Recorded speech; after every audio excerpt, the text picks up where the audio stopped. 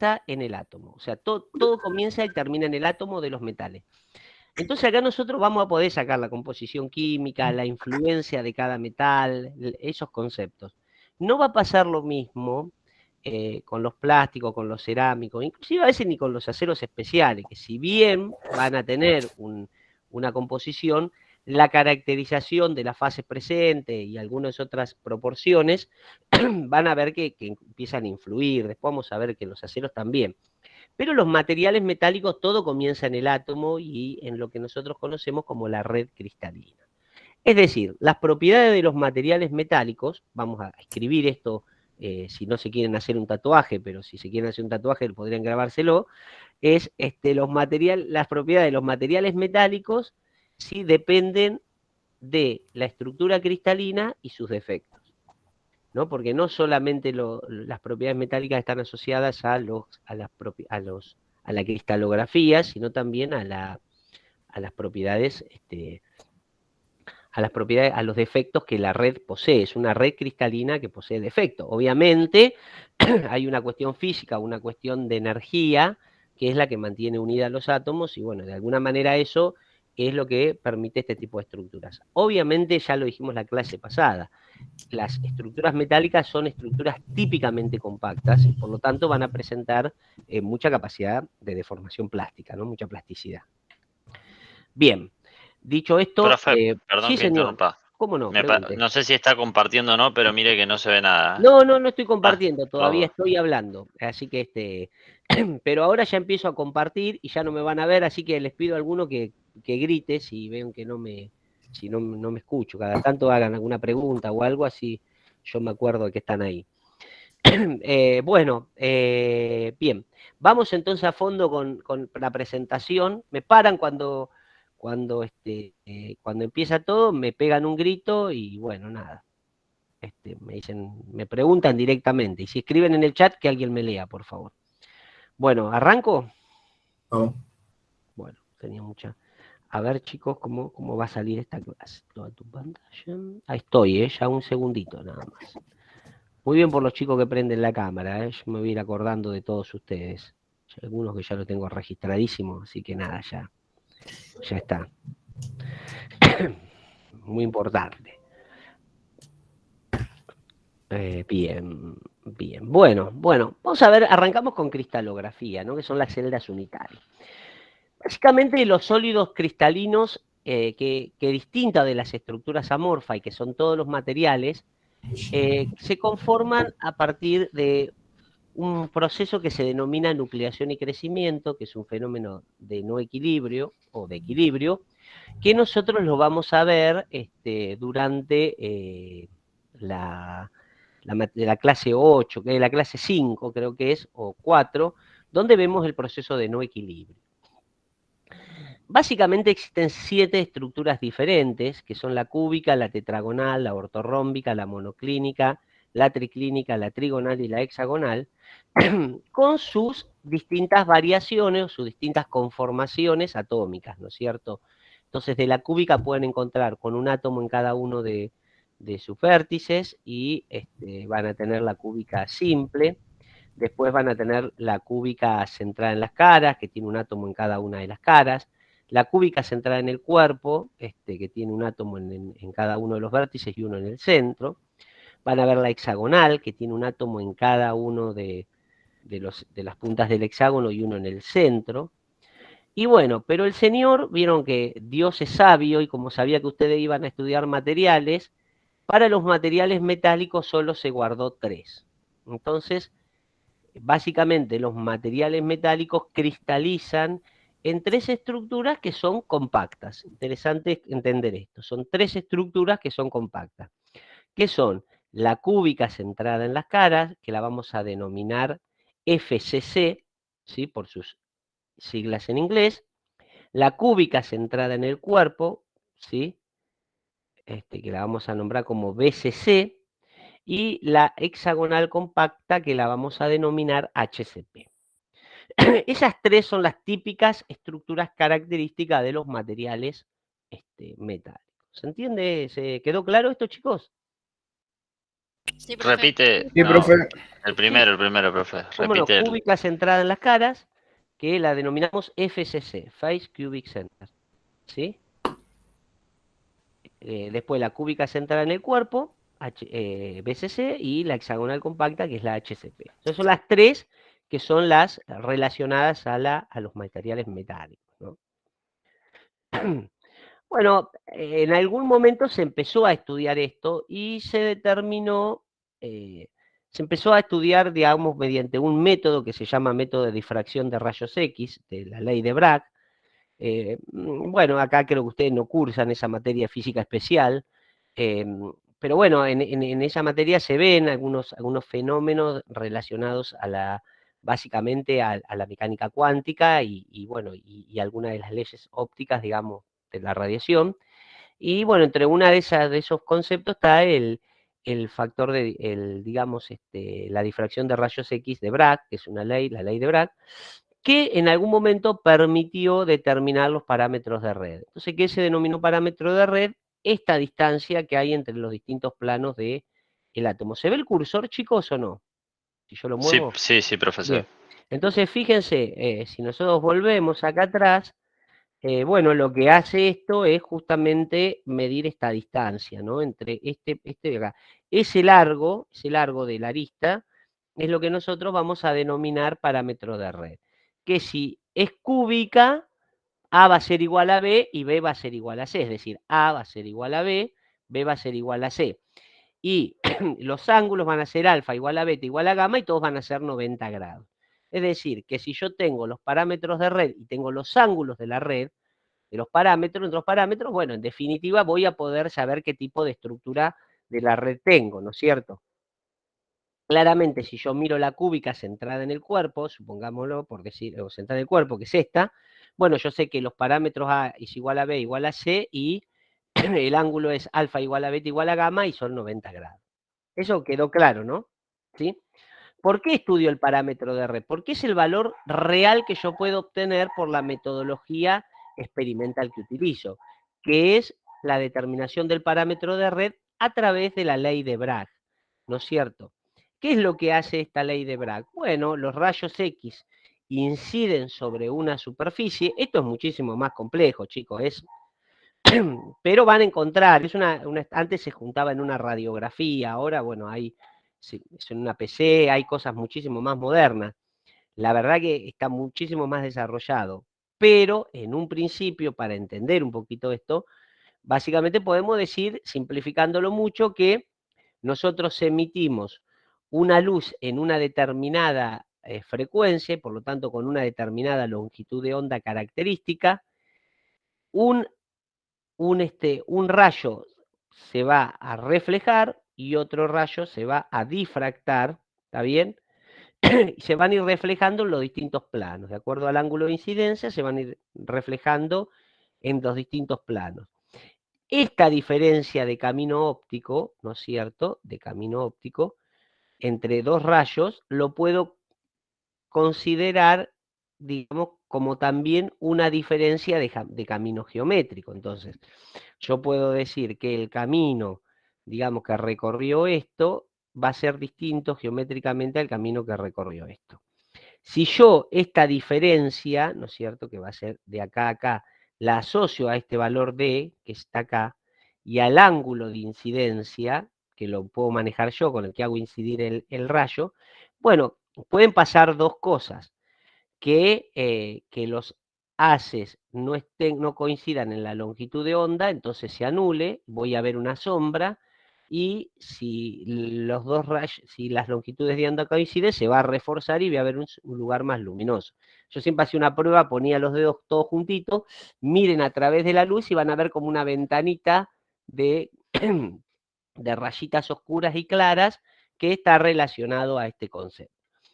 Entonces, bueno, la ley de Bragg dice esto, ¿no es cierto? Dice, lo que hace es asociar esta diferencia de camino geométrico, ¿sí?, con un número entero de longitudes de onda. Entonces, dicen que el camino MP más PN es igual a un número entero de longitudes de onda, ¿está bien? Si yo vi una luz. Entonces, fíjense que puedo decir que MP igual a NP es igual a D por seno de phi, que es el ángulo que quise intervenir, y bueno, y finalmente, por la ley de Bragg, yo puedo decir que la diferencia de camino óptico lo puedo relacionar al camino geométrico y me va a dar igual a 2D por seno de phi. ¿Qué valor quiero obtener yo de todo esto? ¿Qué es lo que me interesaría saber a mí? A ver si entendieron algo. ¿Qué tengo que saber yo de todo esto? ¿Qué es lo que quiero entender? ¿Qué valor quiero obtener ahí de todos? ¿El ángulo No, que el forma ángulo lo pongo La yo. distancia. No, La distancia la D, ¿no? distancia? Este D, ¿qué sería? Este D sería la distancia entre este plano y este plano. Entonces podemos decir que este D es el parámetro de red, porque esto sería como si el ángulo viniera, incide acá y rebota, después viene, incide acá y rebota, después viene, incide acá y rebota, ¿se entiende? Entonces, lo que yo estoy calculando, ese D que estoy calculando, es esta distancia que está acá, ¿lo ven? ¿O no? ¿Se ve el cursor? El D que estoy Sí, calculando. sí. Entonces, esa distancia es la que yo voy a sacar mediante la utilización de la ley de Bragg, ¿sí? Entonces, fíjense cómo lo calculo. Despejo D, y bueno, seno de phi lo conozco porque yo hago incidir el haz en la dirección que yo quiero, y la longitud de onda la voy a determinar de acuerdo al elemento que yo haya seleccionado. Entonces, fíjense que de esta manera, la parte física, yo puedo obtener el parámetro de red. Entonces, físicamente, yo lo que puedo leer es el parámetro de red. ¿Quedó claro, chicos, hasta acá o no? Profe, disculpen, Sí. una consulta. Cuando usted dice que, o sea, cuando hay una sombra se anula y cuando es Sí. luminosa no sé si hijo se redobla, Se refuerza, se se refuerza. refuerza. Sí.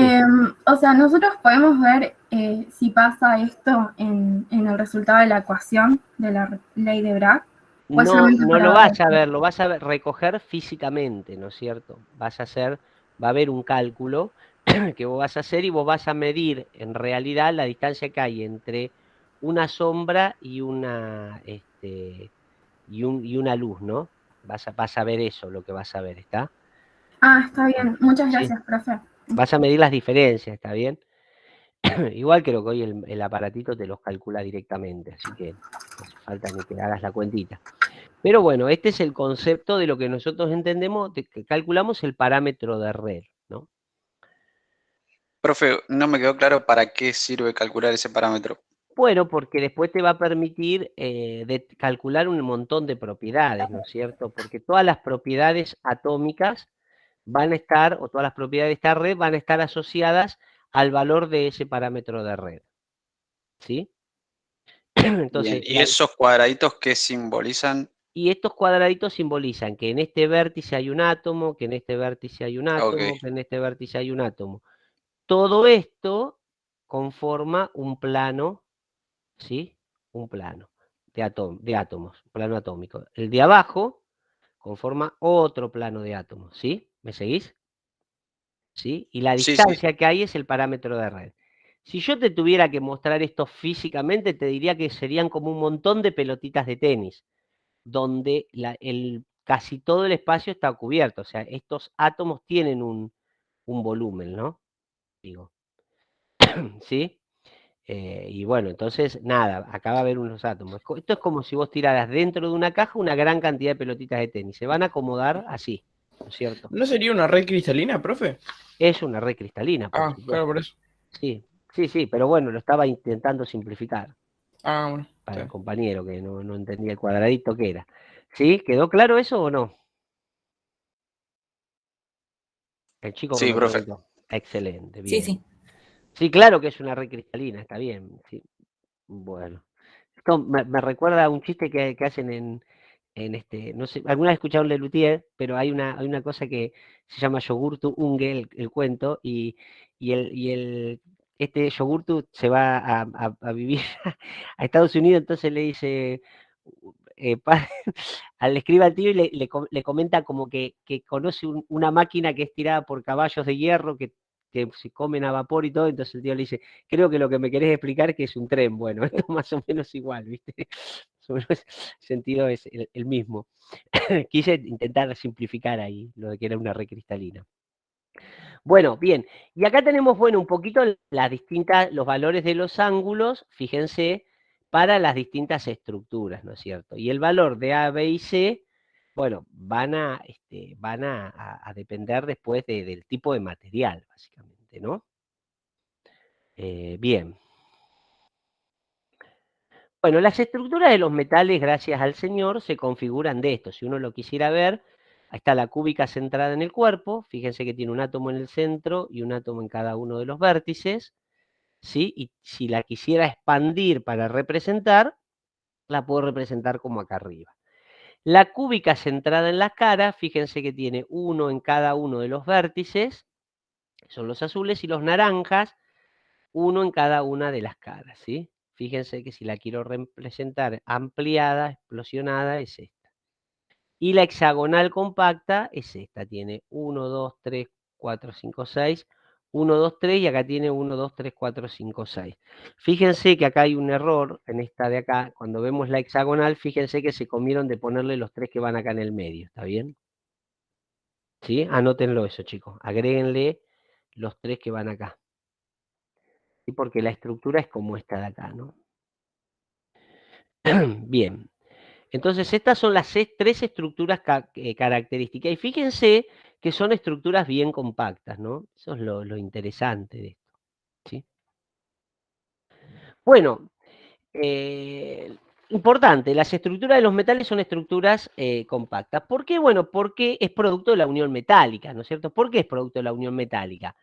Bueno, porque la unión metálica es una unión que tiene muy baja fuerza, muy baja electronegatividad, y por lo tanto, para que los átomos puedan mantenerse unidos por decisión propia, decisión física, de ahorro de energía y minimización de la energía, se van a juntar y van a formar estructuras compactas que le van a conferir gran capacidad de deformación plástica. Después vamos a ir adentrándonos por qué le van a conferir gran capacidad de deformación plástica.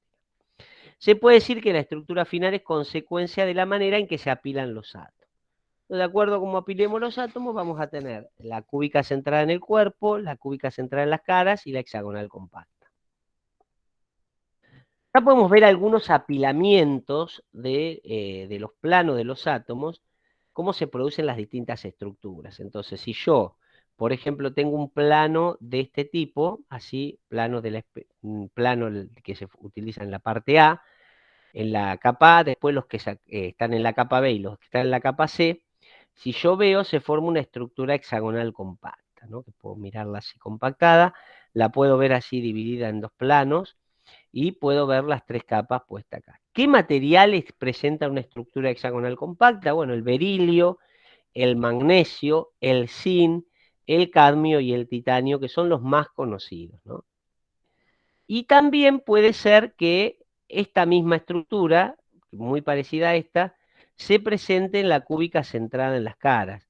Es decir, pero en vez de tener una capa, 3 capas de átomo, voy a tener 4, ¿no? Voy a tener la primera acá, la segunda ordenada de esta manera, la tercera ordenada de esta manera, y la cuarta. Esto porque, bueno, por una cuestión energética. ¿Por qué se produce una cuestión energética? ¿De qué? Bueno, de la física, ¿no? El material se siente repiola acomodándose así, está muy bien, se siente bien.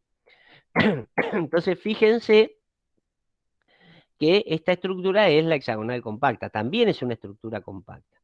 Bueno, evidentemente acá el apilamiento de los 4 planos de átomo produce una estructura FCC. Si se hubieran apilado en 3 planos con esta misma característica, fíjense que hay 6, 3 y 6, y acá le falta una capa. Si hubiera una capa más, hubiera hecho una FCC, una cúbica centrada en las caras, ¿no?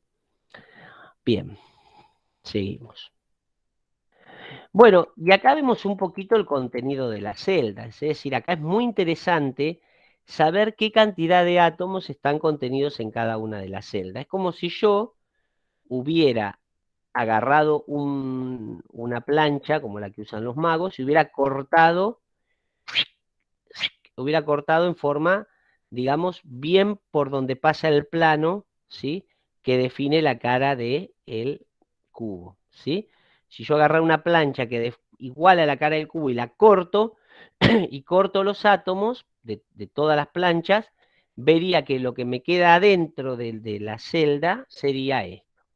En este caso, fíjense que me van a quedar estos 3 de adentro, me quedarían, acá está un poquito mal este dibujo, después me quedaría, ¿cuánto me quedaría acá? Un sexto, ¿no es cierto? Un sexto, por 1, por 2, por 3, por 4, por 5, por 6, un sexto, que sería, entonces sería 6 por 1, por un sexto, entonces tendría 6 por un sexto sería 1, más 6 por un sexto sería otro más 2, más estos 3, más estos 2 medios, sería 1 más, fíjense, tendría 1, 2, 1, más 2, más 3, más 4, más 5, más 6 átomos que habría ahí.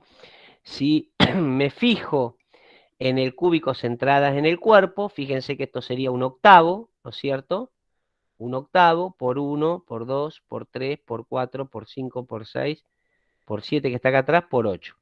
Más 1, un octavo por 8, más 1 serían 2. Entonces vamos a identificar algunas cosas acá interesantes. Primero, si yo les pregunto, ¿qué cantidad de átomos hay contenidos en una celda BCC? Esto lo van a anotar, ¿está claro? Lo van a anotar ahora. Si yo les digo, ¿qué cantidad de átomos hay contenidos en una celda BCC? ¿Cuánto me dirían ustedes? 2.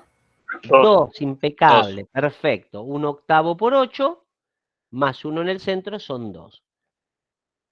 Voy a decir que este A es la distancia de la arista, este B es la diagonal de la cara y esta distancia C es la diagonal del cubo. Y este R es el radio del átomo.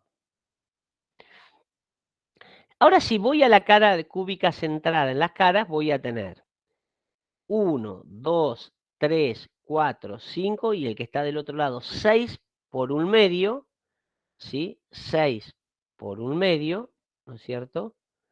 ¿Está bien? ¿Que serían cuántos entonces? 6 por un medio. 3.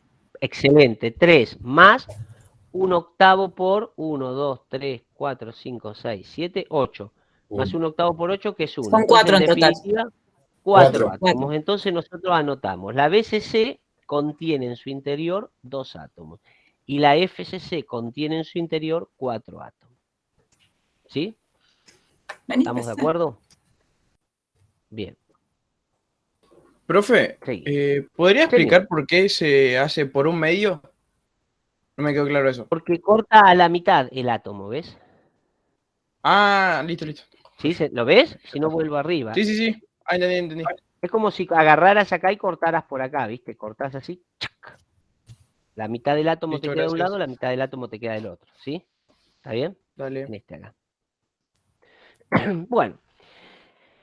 Nosotros ya sabemos cómo calculamos el parámetro de red. Ya entendimos qué cantidad de átomos hay. Estamos un poco entendiendo todo esto. Entonces vamos a entender el concepto de radio atómico.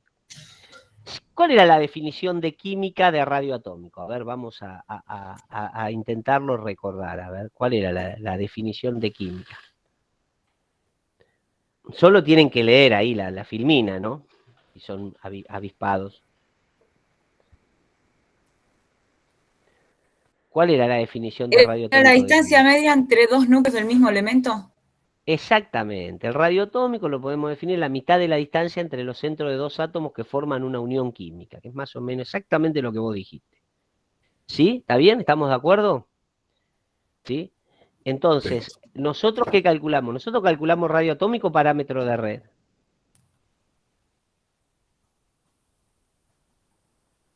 Parámetro de red. Excelente, muy bien, parámetro de red. Entonces lo que tengo que hacer ahora es calcular el radio atómico.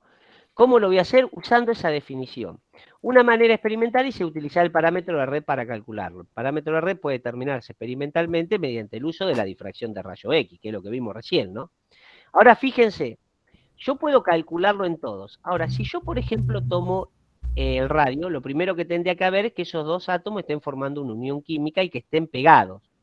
Si estos están pegados, ¿no es cierto? Si esto está pegado acá, yo puedo decir que acá hay un radio, ¿no? Que es este de acá, en la diagonal del cubo, más dos radios, más un radio más. ¿Cuántos radios hay? 4R, ¿está bien? 4. ¿Sí? ¿Me siguen? Entonces, Sí, sí, sí. 4R va a ser igual a esta diagonal. Perdón, profe. ¿Dónde los 4 me...? Uno acá, un radio, ¿sí? De medio átomo es. Un radio, ¿no? Bien. Más 2 radios acá, ¿está bien? Más un radio más acá, son 4 radios. ¿Estamos de acuerdo? Está bien. Perfecto. Ah, estos 4 radios van a ser 4R, va a ser igual a, básicamente, a esta distancia que está acá, ¿no es cierto? Que es, básicamente, la diagonal de esto, que si hacen la cuenta va a ser A0 cuadrado más A0 cuadrado más A0 cuadrado, que es 3A0 cuadrado la raíz cuadrada de A0 cuadrado es A, va a ser la raíz de 3 por A. Entonces, esto de acá va a ser este número de acá, raíz de 3 por A. Si yo busco la relación, me va a quedar que 4R es igual a raíz de 3 por A. Si despejo A, este raíz de 3 pasa acá abajo, y puedo definir que el radio atómico está relacionado a A mediante esta fórmula, que A es igual a 4R por raíz de 3, o podría decir que R, esto anótenlo, R es igual a A por raíz de 3 dividido 4. ¿Anotaron eso? R es igual a A por raíz de 3 dividido 4. Le digo porque esto después les va a simplificar mucho cuando tengan que hacer el trabajo práctico, ¿está? Profe, disculpen. ¿De dónde saldría, digamos, o sea, la raíz de 3? Bueno, tendríamos que hacer, a ver, sería por teorema de coseno, sería este módulo, ¿no? Que está acá, que sería la diagonal del cubo. Entonces sería A0 cuadrado más A0 cuadrado, ¿está bien? ¿Estamos de acuerdo? ¿Sí? Más A0 cuadrado, ¿está bien? ¿Sí? O sea, sería A0 cuadrado más A0 cuadrado más A0 cuadrado sería igual a R cuadrado, a 4R cuadrado. O sea, el R cuadrado en realidad sería, ¿no? Esto 4R cuadrado. Ahora, si yo despejo la raíz, ¿no es cierto? De acá, el cuadrado acá, y paso la raíz acá, me va a quedar que va a ser la raíz 4R va a ser igual a la raíz de A0 cuadrado más A0 cuadrado más A0 cuadrado. ¿Estás anotando la fórmula que te estoy dictando? Sí, profe. Entonces, A0 cuadrado, la raíz de A0 cuadrado más A0 cuadrado más A0 cuadrado es la raíz de 3 más A0 cuadrado. ¿Estamos de acuerdo? ¿Sí? ¿Me seguís? Sí, Ahora sí. haces raíz de 3, que te queda raíz de 3, y raíz de A0 cuadrado, ¿cuánto es? A0. Sí. Entonces te va a quedar que 4R es igual a A0 por raíz de 3. ¿Está bien? Está bien, sí. Divido por 4 y me queda que R es igual a A0 por raíz de 3 dividido 4. Y ya les quedó la formulita de cómo se calcula el radio atómico cuando tengo una celda BCC. ¿Anotaron todo Gracias, esto? profe. Sí. Van Una pregunta, anotando profesor. la fórmula. Una pregunta. Sobre Sí. los átomos contenidos en la celda. Nosotros vimos la celda BCC y FCC y no vimos la HCP. ¿Es Sí. algo en especial? No es distinto. Tenemos que hacer una para cada uno. Fíjate, ahora la que calculamos recién, ¿para qué era? Para la BCC. ¿Cómo? Para la BCC. BCC. La fórmula del radio, la fórmula que relaciona el radio con el parámetro de red para la estructura BCC. Quisiera ahora hacer lo mismo para la estructura FCC, ¿no es cierto?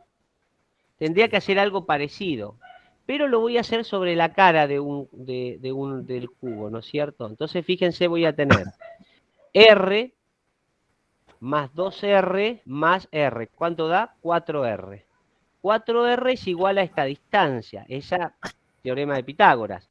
A0 cuadrado más A0 cuadrado, la raíz cuadrada. Va a ser la raíz cuadrada de A0 cuadrado más A0 cuadrado, va a ser la raíz cuadrada de 2A0 cuadrado. Me va a quedar la raíz de 2 por A. Entonces, la relación finalmente va a ser, para la celda BCC, va a ser que el radio es igual a raíz de 2 por A dividido 4. Para la celda FCC. Entonces, para la celda FCC, la relación que existe entre el parámetro de red y el radio va a ser igual a raíz de 2 por A sobre 4. ¿Anotaron eso? Sí. Bien, súper. Y esta es una joda, porque esta es muy fácil, ¿no es cierto? Yo puedo poner acá, ¿no es cierto? ¿Sí? Podemos tomar estos dos, por ejemplo, ¿no es cierto? Estos dos que están acá. Entonces yo tengo un radio más un radio, son 2 radios, y este es un parámetro de red. Entonces puedo decir que A es igual a 2R. Entonces R es A0 sobre 2. Para la VCC, R es A0 sobre 2. De esta manera, yo tengo la relación entre los radios atómicos y los parámetros de red, que me permite calcular el radio atómico conociendo los parámetros de red para cada una de las estructuras características de los metales. Bien. ¿Cómo están? ¿Ya se empezaron a sentir zumbido en los oídos o no? Todavía no. Todavía no. Bueno, menos mal. Pero en cualquier momento empiezan, ¿eh? Ya está. Bien. ¿Podrías repetir la FCC, la estructura? ¿Cómo no? ¿Cómo se hacía el cálculo? La estructura es FCC, es R más 2R más R. ¿Cuánto da? 4R, ¿está bien? ¿Me seguís? Sí, sí, sí. Y esta distancia, ¿cómo la calculo? Como A0 al cuadrado más A0 al cuadrado, la raíz cuadrada. Es decir, la raíz cuadrada de A0 cuadrado más A0 cuadrado. Si yo digo A0 cuadrado más A0 cuadrado es 2A0 cuadrado. Entonces me va a quedar raíz cuadrada de 2A0 cuadrado es igual a 4R. Que es esta que está acá. Finalmente me va a quedar raíz de 2, la raíz de A0 cuadrado es A, entonces me va a quedar raíz de 2 por A es igual a 4R, con lo que R es igual a la raíz de 2 por A dividido 4. Ahora está. Muchas ¿Sí? gracias. ¿Está anotadito? Bien. Excelente. Bueno, continuamos. Perdón, en el chat preguntaron por qué es A0. ¿Por qué es A0? No, porque bueno, yo le pongo A0. Es A, perdón. Es el parámetro de red. Me dejé llevar por cosas emotivas, ¿no? Antes le decíamos A0. Es A, discúlpenme. A. Lo nombramos todo el tiempo A. Es este parámetro de red A. Está mal que haya dicho A0. Es A. ¿Está bien? Es una nomenclatura nada más. ¿Sí? ¿Estamos, chicos, hasta acá? Sí, profe, excelente. Bueno, Sí. vamos, sigamos entonces. Bueno, ahora empezamos, a nosotros nos va a interesar mucho conocer las posiciones de los átomos en la celda y después un concepto de direcciones y de plano. Lo vamos a explicar después por qué nos interesa esto, pero vamos a avanzar un poquito para que ustedes entiendan. Bueno, yo podría definir arbitrariamente, esto lo descubrió un señor que se llamaba Miller, empezó a asignar, entonces decía, bueno, donde yo tomo en este vértice inferior de este cubo, la posición 0, 0, 0. Y voy a definir en este vértice opuesto la posición 1 en X, 1 en Y y 1 en Z. Bueno, estos se llaman posiciones, ¿no es cierto? Posiciones. Estas posiciones me van a mí a definir después, me van a permitir definir en estos átomos ciertas direcciones que a mí me van a interesar y ciertos planos. Vamos a ver cómo se calculan las direcciones. Es importante cuando uno menciona una posición en la red, va separada por la coma y no lleva corchetes ni nada. Ahora bien, vamos a ver las direcciones. Básicamente, las direcciones son vectores que se construyen desde el punto 0, 0, 0 hacia algún otro lugar. Entonces, si yo digo, esta dirección, la 1, 1, 1, va a ser la dirección vectorial compuesta que pasa por el punto 1, 1, 1 y el punto 0, 0, 0. Y la indico, ¿no es cierto?, con corchetes así. ¿Está bien? Perdón, discúlpeme. Con corchetes así, ¿Está bien? ¿Sí? Con estos corchetes. Ahora, fíjense. Acá voy a tener, por ejemplo, esta que estoy marcando acá va a ser 1 en X, 0 en Y, 0 en Z. ¿Sí? Y esta va a ser 0 en X, 1 en Y, 0 en Z. ¿Sí? Fíjense cómo vamos poniendo distintas cosas. Y por ejemplo, si yo quisiera sacar esta diagonal de acá, ¿no es cierto? Yo diría que es 1 en X, ¿no? Que va hasta acá, 1 en Y y 0 en Z. ¿Qué sería en definitiva? Bueno, yo puedo decir que esta dirección que se llama 110 y esta dirección que se llama 101, porque es 1 en X, 0 en Y y 1 en Z, y esta dirección que es esta que está acá, que es 011, forman parte de la misma familia que se denomina 110. Y la pongo entre estos corchetecitos así de mayor y menor. Esta es la manera de indicar una dirección que compone a todas estas que están acá, la 110, la 101 y la 011. ¿Cuál es la propiedad que tienen esa característica? Que en este caso son todas diagonales del cubo, es decir, todas las diagonales del cubo, ¿sí? Las voy a definir como que forman parte de la familia de direcciones 110 y lo indico con estos corchetes. ¿Sí? Vamos a ver después por qué es tan interesante saber las direcciones. Primero, el material no va a resistir de la misma manera en todas las direcciones. Porque si imaginemos que yo me fijo, vamos a mirar acá. Yo tengo la dirección, imaginemos 110, ¿sí? En este átomo, ¿sí? Que sería esta diagonal, ¿no? ¿Sí? Fíjense. ¿Cuántas uniones químicas hay acá? ¿Cuántas uniones químicas hay? Una, dos, ¿no es cierto? Uniones atómicas, perdón. ¿Sí? ¿Estamos de acuerdo? Sí. Ahora en la diagonal, en esta que es la 101, pongámosle, ¿no? 101. ¿Cuántas uniones hay? Esta y esta, pero bastante alejadas, ¿no? Entre estos dos átomos no hay unión. Entonces, ¿en cuál va a resistir más el material? ¿En la dirección C o en la dirección B? En la C. La C. Excelente. Por eso es importante determinar las direcciones, porque habrá algunas direcciones donde la densidad de átomos es más alta y por lo tanto la resistencia del material va a ser mayor. Se los dije. ¿Vieron que no? Bien. ¿Estamos hasta acá? Profe, disculpe, le hago una consulta. Sí. Entonces, eso que dijo a lo último significa que, a ver, es la conclusión que llego, ¿no? Que en las paredes de un material es como más frágil, ¿sería? No. En ciertas direcciones que vos lo estires. Lo que pasa es que cada grano va a tener una estructura cristalina de determinada manera. Como vos tenés muchos granos, el material va a terminar siendo isotrópico, es decir, va a tener las mismas propiedades en todas las direcciones. ¿Por qué? Porque es va a tener un montón de granos, ¿no es cierto? Va a tener un montón de estructuras cristalinas y va a ser policristalino, ¿sí? Ahora, si el material fuera monocristalino, va a tener la resistencia en la dirección preferencial, mayor resistencia en la dirección preferencial. Pero no estás acá en la superficie, acá tenés que sumar todo un promedio, ¿no? Esto pensá que estás con 5 átomos ahí, en realidad con 2 o 4 átomos como mucho, ¿está? En esa celdita. Perfecto, gracias. Bien. Y después vienen los planos de una celda, que son los índices de Miller. Y los índices de Miller se utilizan para definir los planos. El método consiste, ustedes están siguiendo las filminas, ¿no? En su clase, en su casa, ¿o no?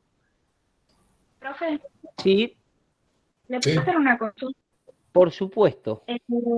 En la filmina anterior, cuando pone los corchetes y los dos piquitos, Sí, ahí que dice 110, sí. ese 110 entendí, donde lo iguala a los corchetes. Tipo, ¿por qué pone 110? ¿Por qué ponemos 110? Porque es la familia, ¿no es cierto? Si yo le pongo estos mayor y menor, ¿no es cierto? Sí. Y pongo 110, significa que esto es una familia de direcciones. Y esta familia de direcciones, ¿a qué direcciones representa? A la 110, a la 101 y a la 011. Si las repasamos, mirá, 110 es esta. La Sí. 101, ¿está bien? Que es esta de acá, ¿sí? Sí. De acá.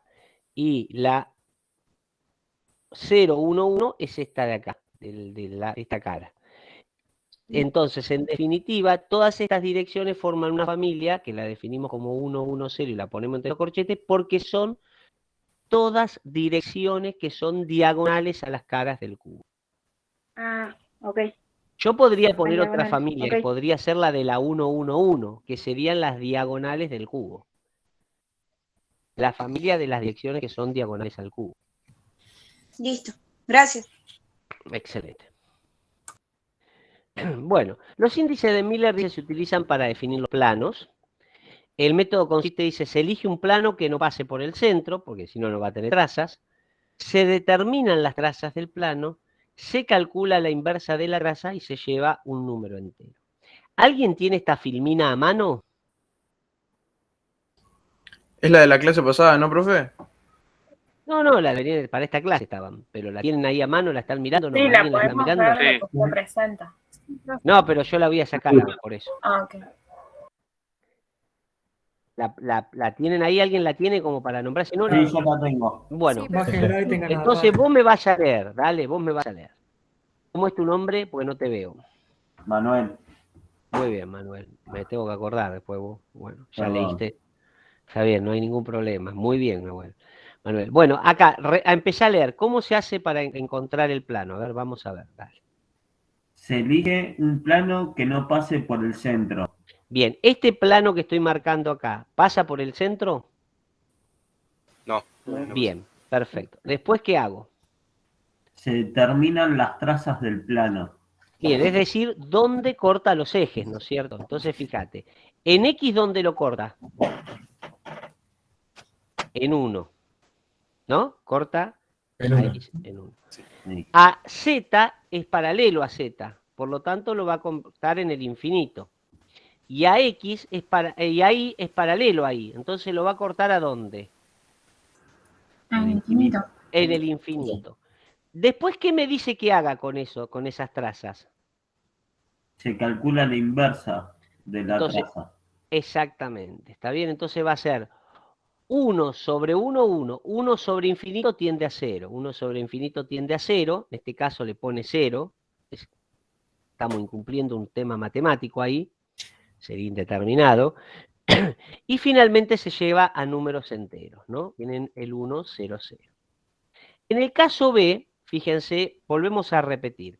¿Pasa por el centro? No. No. No. Buscamos la traza. Corta en 1 en X, corta a 1 en Y y en infinito a Z. ¿Sí? Sí. Hago la inversa, va a ser 1, 1, 0. Como no hay números, digamos, ¿Profe, ¿le puedo hacer quebrados. una consulta? Sí, cómo no, dale. No entendí, en este caso, en el B, ¿cómo que no pasa por el centro? Eso no nos lleva a entenderlo. Claro, no pasa por el centro del átomo, no tiene contenido el punto 000. Ah, está bien. Está. Si no, no tendría trazas, ¿me Sí, sí, sí. entendés? Entonces no aplicaría el método. Sí, gracias. Ahora bien, veamos este plano. Corta a X, no pasa por el centro. Corta a X en 1, a Z en 1 y a Y en 1. Saco la inversa, es 1, 1, 1, no tengo números quebrados, me queda 1, 1. Entonces, este plano va a ser el 1, 0, 0, el plano 1, 0, 0, 1, 1, 0 y este es el plano 1, 1. Si nosotros vamos acá, vemos que hay las familias de planos. Las familias de planos se anotan con una llave, aunque no lo vean, esto es una llave. Se ponen entre paréntesis, sin comas y se coloca con una llave. Entonces, fíjense, por ejemplo, la familia del plano 1, 0, 0 van a ser estos planos, todos los planos que sean, digamos, cara del cubo.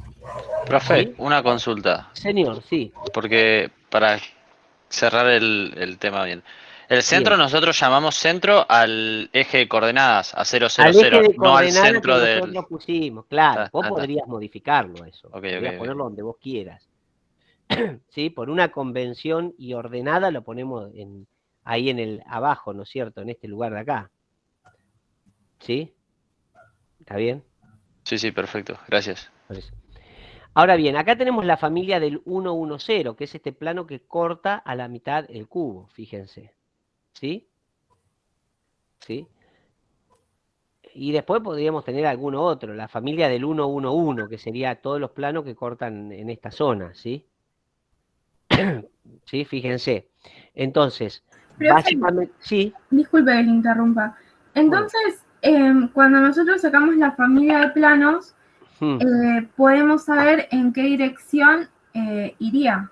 No, hay dos cosas. Por un lado nos van a interesar las direcciones y por otro lado nos van a interesar los planos. ¿Sí? Ok, Son dos sí. cosas distintas. Yo tengo que saber bien el plano y la dirección. Después vamos a ver por qué. Después te cuento el final de la película en un ratito. Ok, gracias. Después tenemos acá los índices de Miller-Bravais, ¿no es cierto? Que son utilizados para definir direcciones y planos, que son las estructuras HCP. En el caso del parámetro de red, dice, varía según las direcciones. Y bueno, acá esto, si quieren lo leen, está ahí agregado, pero bueno, en realidad nosotros no lo utilizamos acá porque el curso queda muy, muy corto. Pero bueno, entender que para la HCP existe otro, donde esos índices para calcular los planos se llaman índices de Miller-Bravais, y en el plano X se definen tres parámetros, A1, A2 y A3, donde A3 menos A3 es igual a 1 más A2. ¿Sí? Profe, Sí. no termino de entender para qué, o sea, qué son esos planos y para qué sirven. O sea, entiendo cómo se sacan, Estos pero planos de acá, ¿para qué sirven? claro. Bueno, evidentemente van a servir después para identificar dónde hay muchos átomos o dónde hay pocos átomos. ¿Sí? Va a Bien. tener que ver con lo que vamos a ver ahora con la capacidad de deformación plástica. Ok. ¿Sí? Ahora Claro, yo estaba en lo mismo, profe. ¿Esto tiene que ver algo con la dureza? va a tener que ver con la dureza, va a tener que ver con la deformación plástica, con la elasticidad y con digamos, y con la resistencia mecánica. Va a tener mucho que ver con las propiedades mecánicas esto, ¿no? Por eso Listo. estamos estudiando. Pero ya sabemos identificar los planos y ya sabemos identificar las direcciones. Y ya conocemos la red y sabemos cuántos átomos hay en cada uno. Lo que nos va a empezar a interesar ahora a nosotros, una vez que salgamos de estos índices de Miller-Bravais, es empezar a hacer cálculos. Una de las cosas para la que nos va a servir, que es interesante, es, por ejemplo, para pensar que estos átomos son representativos de lo que vemos en forma macro. Más o menos, pero podemos decir que son. Y por ejemplo, en este caso, que la densidad es una propiedad intensiva, yo puedo utilizar el cálculo, para calcular esto mediante la densidad, para calcular la densidad. ¿Por qué? Porque yo sé que la densidad es masa sobre volumen. Si yo tomo una celda unitaria, el volumen de esa celda unitaria va a ser A por A por A. Entonces, si yo hago A por A va a ser A al cubo, ¿no es cierto? Y eso va a ser el volumen de la celda. Y si yo calculo la cantidad de átomos que hay en esta celda veces... Profe, Sí. disculpe, no tendré, ¿por qué A al cubo y no a la cuarta? Porque la parte de atrás... Porque es volumen. No, volumen de una celda. Ah, está bien, está bien. No. ¿Me entendiste o no? Sí, lo entendí. No me dejes preocupado, por favor. No, lo entendí. Porque es una fórmula de volumen, digo. ¿Sí? Claro, sí. Entonces, A por A, ¿no? Al cubo. Claro, yo lo tomaba como los lados, por eso. No, es al cubo, ¿no? ¿Está bien? Estamos todos de acuerdo, ¿no, chicos? Sí. Sí, profe. Bien. Sí, profe. Entonces, ¿qué cantidad de átomos hay acá, adentro de esta celda? Lo Dos. contamos hoy, 2, ¿no? Entonces, fíjense, yo tengo que la densidad va a ser 2 átomos por la masa de esos 2 átomos dividido A al cubo. ¿Está bien? Ahora, yo sé que la masa de esos 2 átomos va a ser igual al peso molecular dividido el número de Avogadro, ¿no? Porque, digamos, ¿puedo hacer una burrada química? ¿Me permiten? Sí. Entonces, el peso molecular, ¿qué es? Si yo agarro 6,022 por 10 a la 23 átomos de una especie, los meto adentro de una bolsita, los pongo arriba de la balanza, eso es lo que pesan, ¿no es cierto? Ese peso molecular que ustedes ven es el peso de 6,022 por 10 a la 23 átomos. Eso lo tienen claro, ¿no? Sí. Entonces, si yo miro acá el peso de 2 átomos, va a ser, yo digo, si 6,022 por 10 a la 23 pesan tanto, un peso molecular, 2 átomos van a pesar tanto. Entonces va a ser 2 por el peso molecular dividido el número de Avogadro. ¿Está bien? Y eso dividido a 0 al cubo me debería dar un valor muy parecido a la densidad real. Después vamos a hacer, creo que hay un ejercicio para que ustedes hagan esta actividad.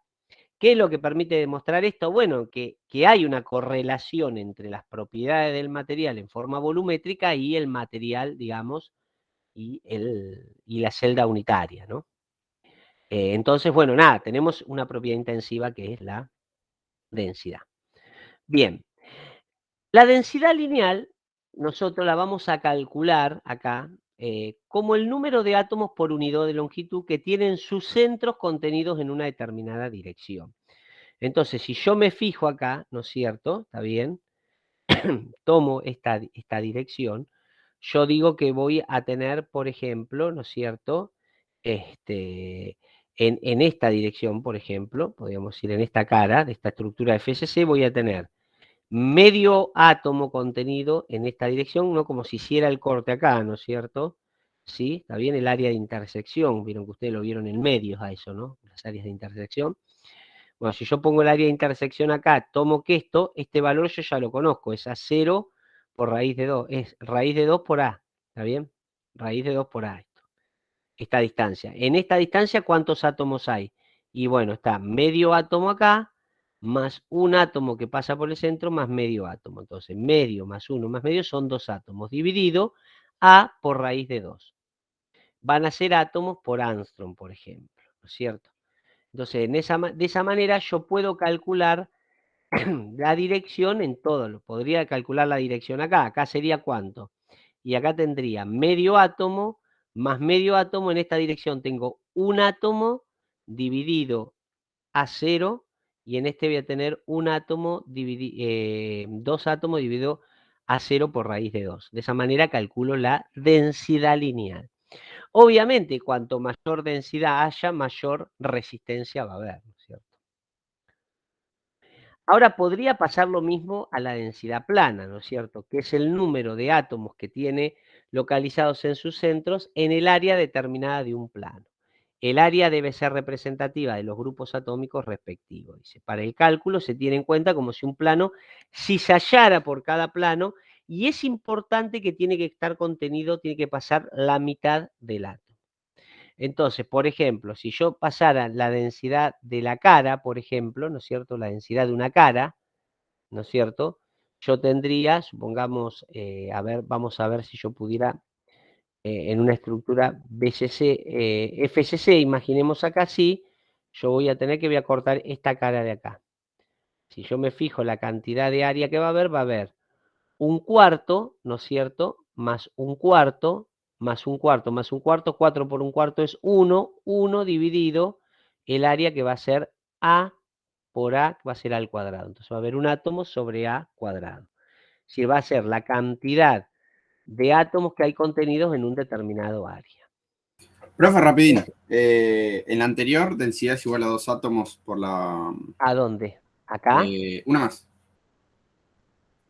Ahí. Es 2 átomos porque estamos hablando de una BCC. De una BCC. Si estuviéramos en una FCC, ¿cuánto sería? 4. Son 4. Excelente, claro. Claro. Gracias. Perfecto, muy bien. Bien. Y acá tenemos la densidad plana. Y después está la densidad volumétrica, que no tiene mucha aplicación, pero bueno, ya que la calculamos, es la cantidad de átomos en un determinado volumen. Es decir, la cantidad de átomos que hay dividido al cubo. Para BCC la cantidad de átomos es 2 y para la FCC la cantidad de átomos es 4. Qué lejos se me está poniendo esto. Bueno, factor de empaquetamiento atómico. El factor de empaquetamiento atómico es la relación que hay entre el volumen de la celda y el volumen de los átomos. Si yo hago el factor, ¿no es cierto? El volumen de los átomos lo vamos a considerar como si fueran esferas.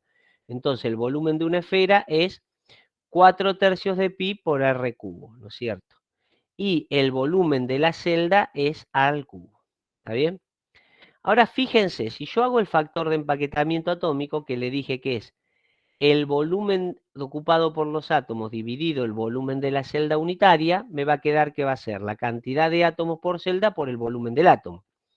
El volumen del átomo lo tengo calculado acá, es 4 tercios por pi por r cubo. La cantidad de átomos que hay en una celda BCC, me van siguiendo, ¿no?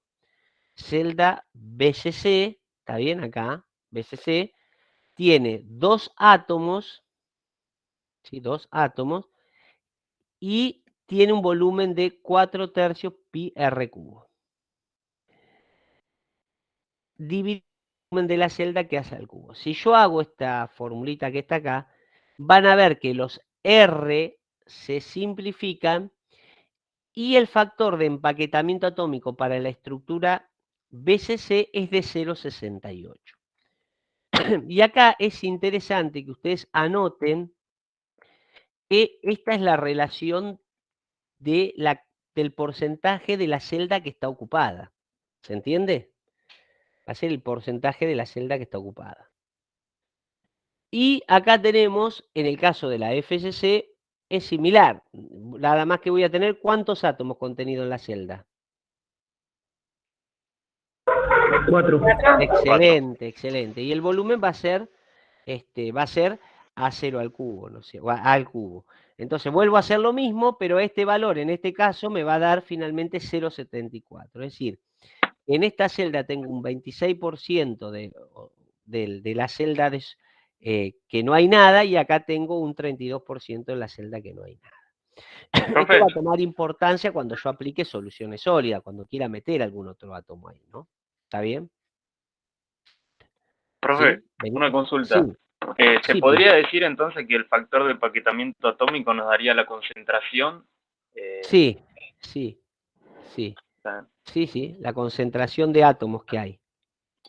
¿Sí? ¿Estamos de acuerdo? Genial. Bien. Una Sí. consulta, profe, porque ¿Cómo no? o se me pasó o no, capaz nos dijo. HCT, ¿dijimos cuántos átomos tiene? No, lo dijimos, pero en realidad no lo vamos a usar, entonces no nos vamos ok. a complicar. Pero si lo quisieras hacer sería un sexto por un sexto arriba por 6, 1, más el del medio serían 2, perdón, tenés un sexto por 6 sería 1, más abajo tenés un sexto por 6 serían 2 átomos, más medio arriba y medio abajo, que formaría uno más, serían 3 átomos, más los 3 átomos del centro que están contenidos serían 6 átomos. Si lo quisieras saber. ¿Está? Digo, para aclarar Gracias. un poco. Bien, hasta acá venimos bien, chicos. Algo más porque me queda todavía un tema bastante importante para dar, así que no los quiero. ¿Cómo vienen? Bueno. Excelente. Yo no sé cómo estamos para hacer el trabajo práctico ahora. La clase que viene, ¿qué es? Tengo que fijarme todo, yo estoy medio perdido. ¿Alguien se fija? ¿Te fijas, Dante? ¿Vale? 7. ¿Qué clase, No sé qué tema es? Un segundo, miramos. Aluminio silicio. Aluminio silicio.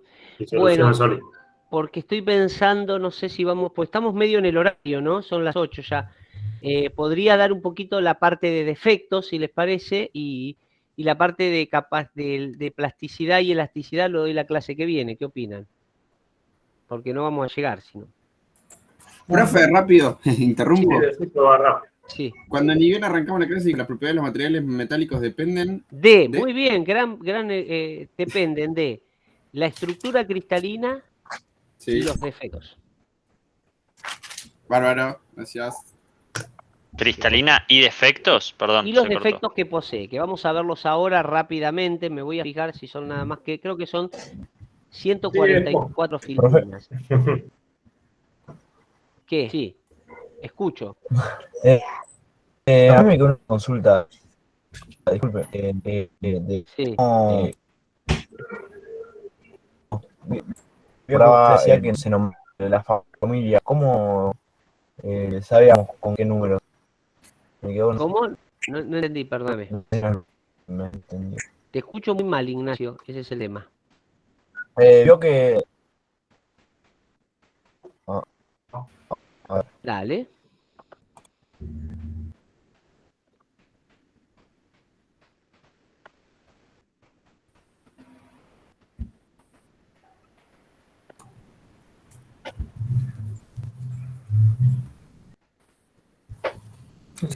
Está escribiendo, mi amigo. El número de la familia, sí.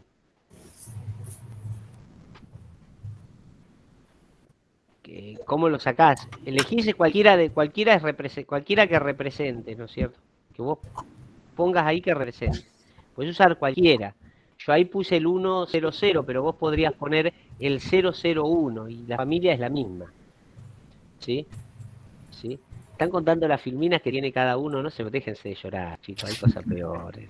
Son fáciles, son fáciles. Todo esto, ahora les doy defectos. Y después de defecto, listo, muy bien, Alan. No me Si no, no pueden dar la actividad. Está bien, está perfecto, no me castigue. Aparte, este tema es un temazo ahora, defectos cristalinos, yo me emocionaba cuando lo pensaba. Jonathan, ¿vos también o no? Es uno de los temas muy emocionantes, ¿o no? Sí, tal cual. Sí, para mí es un tema de los temazos. Voy a decir, ¿qué tema es copado? Este es muy lindo, así que vamos por defectos cristalinos para suicidarse, muchachos. Sobre el tiempo para desentergar después de las 2 de la mañana, sí, chicos, de las 12 también, claro. Ustedes pidan que se les concederá, como dice la Biblia. Pidan hasta las 2 de la mañana, les damos hasta las 2. Hasta las 4 de la mañana, les damos hasta las 4 de la mañana. No van a tener ningún problema. Promocionamos todo, profe.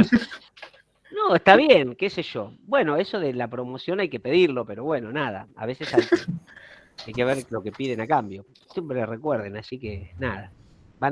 Pueden pedir el horario. Cosas que concedemos, cosas que no. Algunas no concedemos. Esa, por ejemplo, Lautaro no. De aprobar a todos, no. Es un chiste. Si puedo faltar el trabajo, bien, chicos, están como aprendiendo cosas rápidas. Está bien. Sí. Bueno. Nada, bien, vamos por la gloria, vamos por la segunda, ¿está bien? Total, esto, 15 minutos lo liquido. No sé si van a entender algo, pero a los 15 minutos yo este tema lo termino de dar una gloria. Muy bien.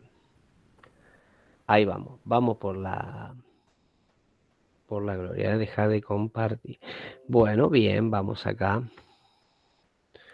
Vamos entonces.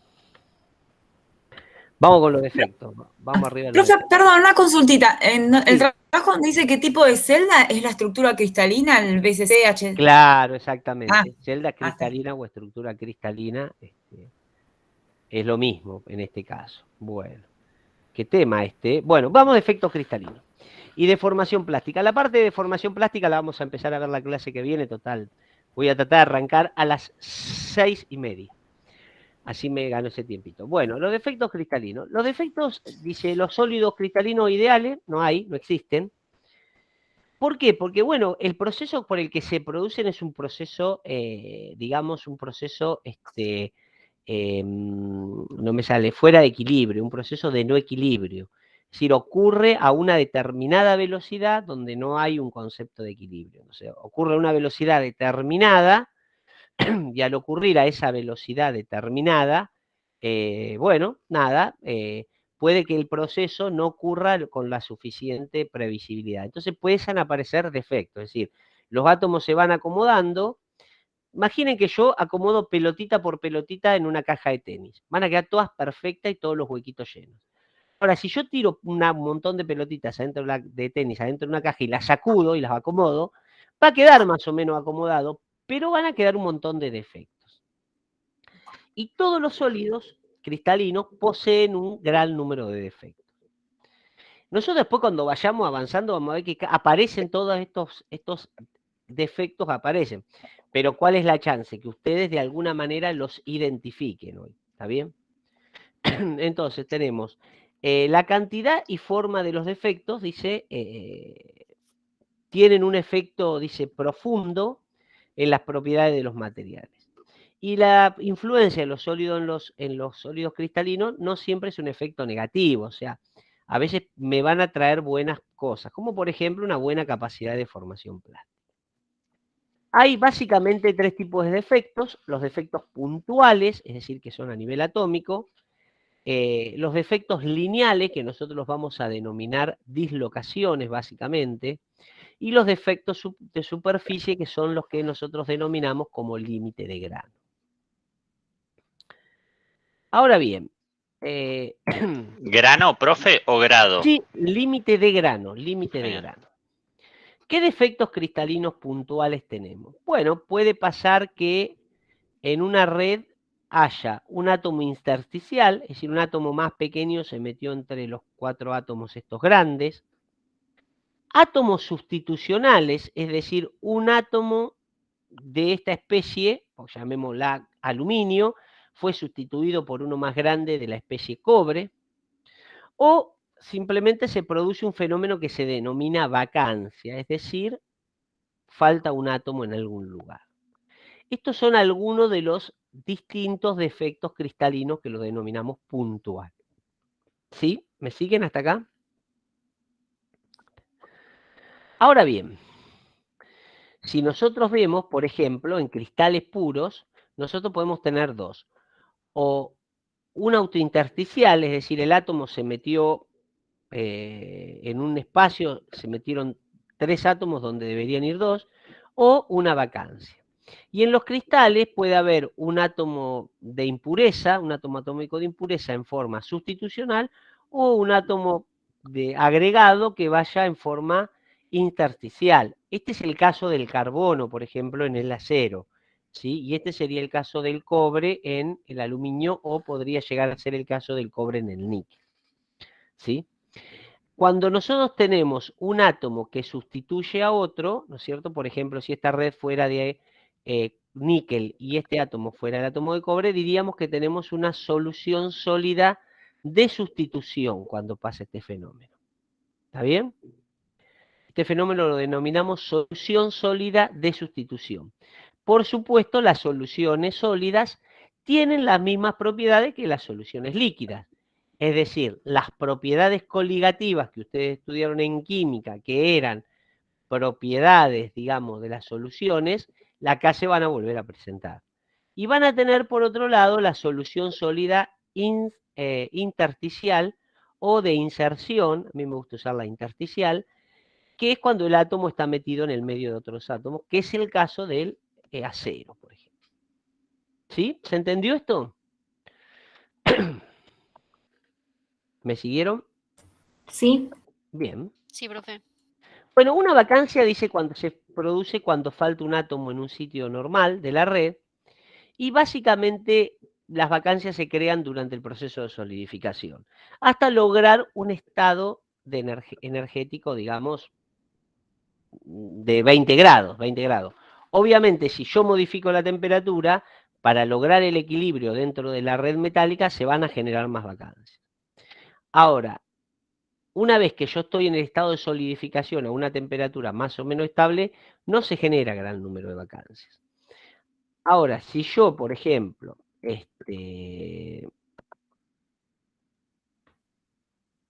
no sé qué me pasó acá. Ahora, si yo, por ejemplo, viera a temperatura ambiente, la concentración de vacancia es pequeña. Pero a medida que aumenta la temperatura, va a aumentar en forma exponencial, digamos, la cantidad de vacancia.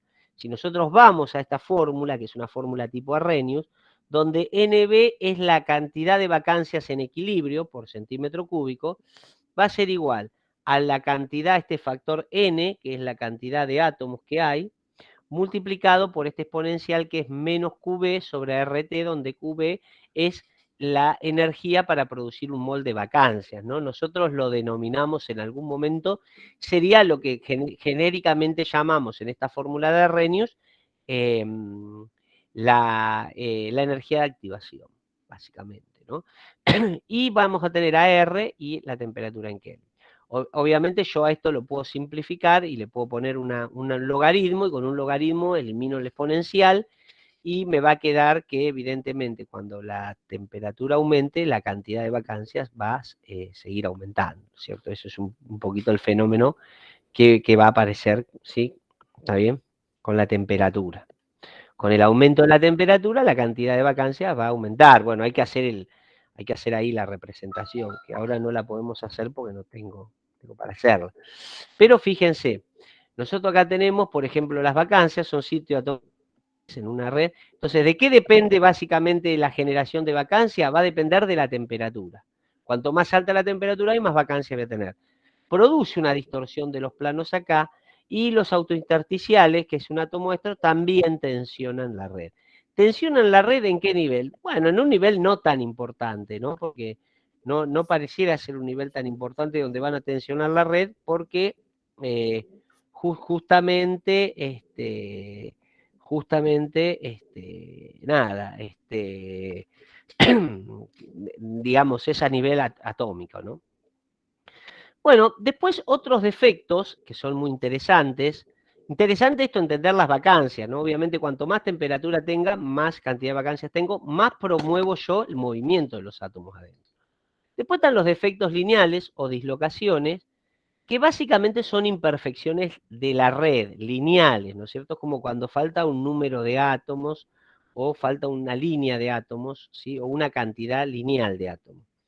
Y básicamente se generan en la red o durante el proceso de solidificación o cuando se produce una importante deformación plástica. Entonces, anoten esto. ¿Cómo genero las dislocaciones? Bueno, cuando se genera una importante deformación plástica. Ahí se van a generar las dislocaciones. Y tienen un rol fundamental en el comportamiento metálico de los materiales, ¿no es cierto? Relacionado básicamente a la deformación plástica. Hay dos, de borde y de hélice. No vamos a entrar mucho en detalle, solo sabemos que son como si le faltara, como si fueran tronquitos sobre los que se mueven los planos, las dislocaciones, ¿no? Y acá están bien definidas, ¿ven? Producen una debilidad. Si yo tengo una dislocación de borde, significa que me agregué un plano más, y si es como si yo cizallara la red, voy a tener una dislocación helicoidal.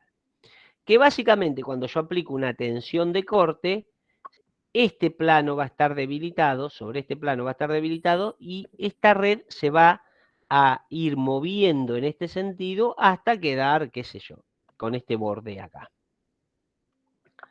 ¿Sí? Entonces ahí tenemos ese concepto. Después tenemos los límites de grano, ¿no es cierto? Que son defectos de área. Y nosotros decimos que casi todo las zonas son zonas de frontera, donde todo es un quilombo ahí. Entonces acá ustedes van a encontrar muchas dislocaciones, muchas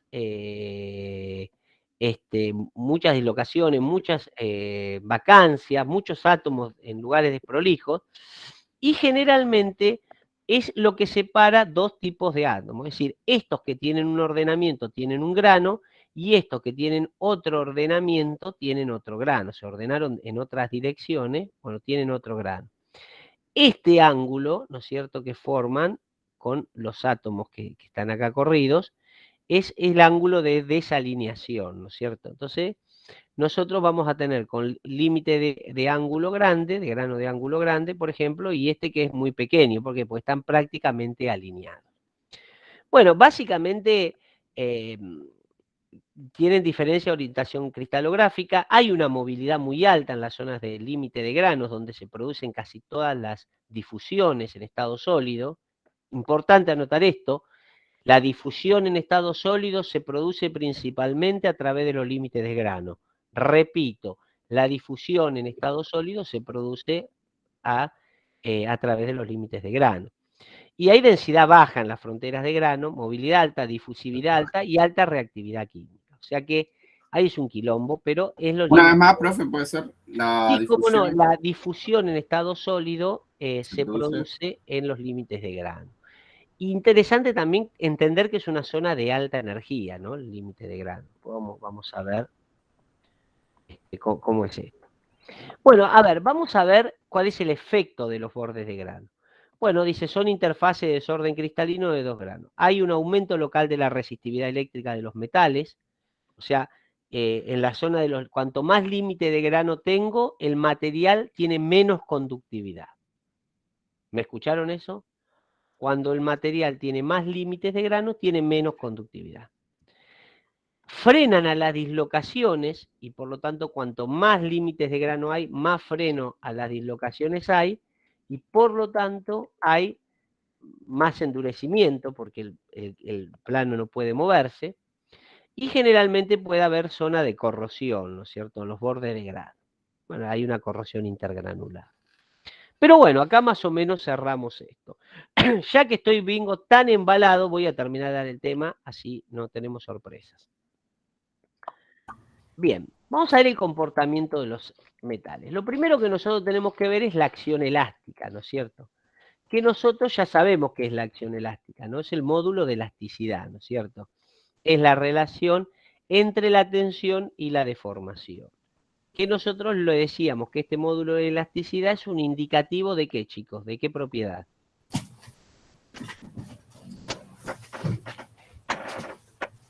¿De qué propiedad? Repito, ¿de qué propiedad? Contestaban en el chat ahí. Viven, ¿qué dijeron? Rigidez. Qué grande, qué capo. Excelente. Bien, me siento orgulloso de la rigidez. Y este porcentaje de deformación es un indicativo de la capacidad de deformación plástica del material. Acá nosotros vemos, por ejemplo, fíjense que el aluminio, por ejemplo, este módulo de elasticidad no se modifica, y el aluminio es, por ejemplo, 3 veces menor que el del acero, por ejemplo, ¿no es cierto? Entonces, fíjense que ahí tienen algunas de las cosas. Bueno, bien. Básicamente acá están, por ejemplo, las direcciones. De acuerdo a la dirección que yo tome, voy a tener una mayor o menor resistencia. Entonces, fíjense que, por ejemplo, la dirección 111, donde tengo 3 átomos, la resistencia mecánica es mayor que en la que tengo 2 átomos, que es la 100. ¿Sí? Lo que hablábamos hoy. ¿Se acuerdan de esto o no? ¿Sí? De acuerdo a la tipo de línea que tengo, voy a tener máxima. Ahora bien, la acción plástica. Los materiales básicamente tienden a deformarse por planos de máxima densidad plana y direcciones de máxima densidad lineal. Hay 2 métodos de deformación plástica.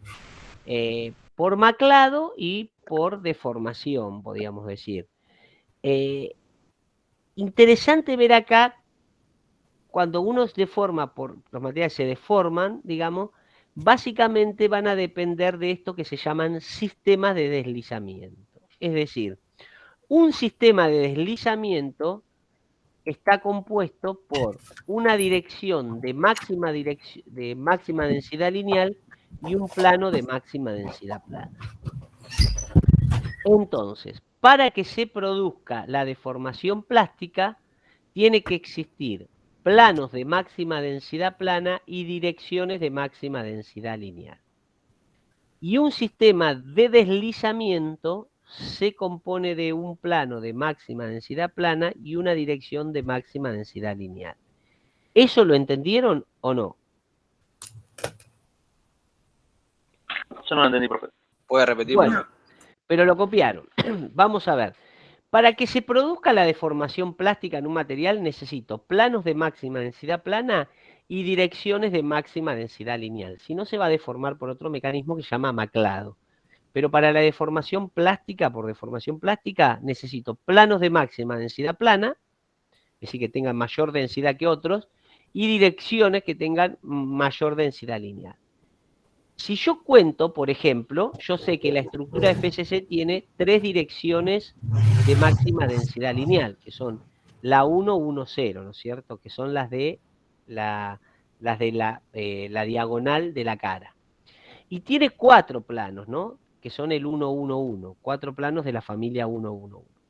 Si yo quiero saber cuántos sistemas de direcciones posibles tienen estas, van a ser 4 por 3, es decir, la estructura FSC va a tener 12 sistemas de deslizamiento, ¿no es cierto? Esa es una definición, ¿eh? Está bien, estamos hablando de definiciones acá. Va a tener 12 sistemas de deslizamiento. Entonces, vamos a escribir esto.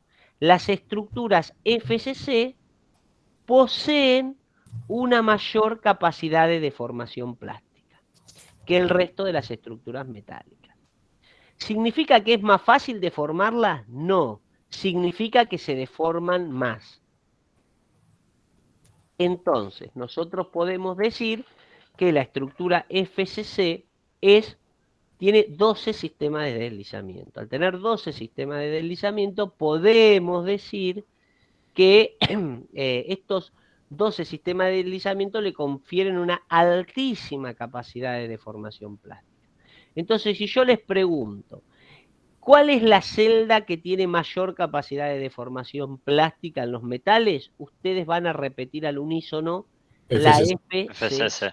¿Por qué? Porque tiene 12 sistemas de deslizamiento. ¿Cómo se compone un sistema de deslizamiento? Con una dirección de máxima densidad lineal y un plano de máxima densidad plana. La FCC tiene 4 planos de máxima densidad plana y 3 direcciones de máxima densidad lineal. La estructura HCP, pobrecita, tiene un solo plano, que es el basal, y 3 direcciones, es decir, que tiene ¿cuántos sistemas de deslizamiento? 3. ¿Tiene buena capacidad de formación plástica? No. No es malísima, pero no tiene. Y la BCC no presenta ni planos ni direcciones preferenciales. Entonces se va a deformar por otro mecanismo que se denomina maclado. No va a tener deformación plástica, pero nunca va a tener tan buena deformación plástica como tiene la FCC. Bien, hasta acá estamos perfectos. Profe, sí. Igual, digamos que a efectos prácticos no nos conviene que tengan menos deformación plástica. No, depende para qué. Yo quiero hacer papel aluminio. Claro. En ese caso... Sí, necesitamos que hay cosas que se deformen más y otras que se deformen. Exactamente, hay cosas que necesito llevarla a la chapa. Digo, si capaz que una chapa te conviene que tenga buena capacidad de formación plástica para poderla llevar a la forma y darle la forma que vos quieras. Como explicaba también lo del auto, por ejemplo, cuando chocan, necesitamos... Claro, por ejemplo, ahí que absorba energía te va a convenir, claro, exactamente. Bien, bueno, vamos a ver ahora un poquito la acción plástica y ya vamos terminando con esto. ¿Cómo se produce la deformación plástica en los metales? Bueno, la acción plástica se produce a través de un esfuerzo que se llama esfuerzo cizallante crítico. Imaginemos que esto es un monocristal de magnesio, que tiene un plano de máxima densidad plana, que es este, con 3 direcciones de máxima densidad lineal. Ahora bien, este plano, imaginemos que este plano así está apoyado sobre este plano A2, está contenido en este plano A2. Así como lo agarro, lo apoyo sobre el plano A2, esto está apoyado acá sobre el plano A2. Ahora, mi barra está así, yo la corté así geométricamente. Aplico una fuerza de tracción para acá, ¿está bien? Y la deformación plástica va a aparecer cuando yo logre vencer la fuerza de este plano de máxima densidad plana en la dirección de máxima densidad lineal. Es decir, el plano lo último que voy a poder deformar, y es donde comienza el proceso de deformación plástica, es cuando yo logre vencer lo que más resistencia me pone, que es la dirección de máxima densidad lineal sobre un plano de máxima densidad plana. Entonces yo tendré que buscar cuál es la componente del esfuerzo sobre ese plano. Bueno, si yo lo quisiera hacer, acá esto es un problema matemático, voy a decir que la carga va a ser F por el coseno de phi, es decir, entre la fuerza y la normal al plano, y la paralela al plano acá, y el área, digamos, sobre el que debo aplicar no es esta área de acá, sino es esta área que es la proyección. Entonces va a ser A1 sobre coseno de phi, ¿no? Sobre la normal.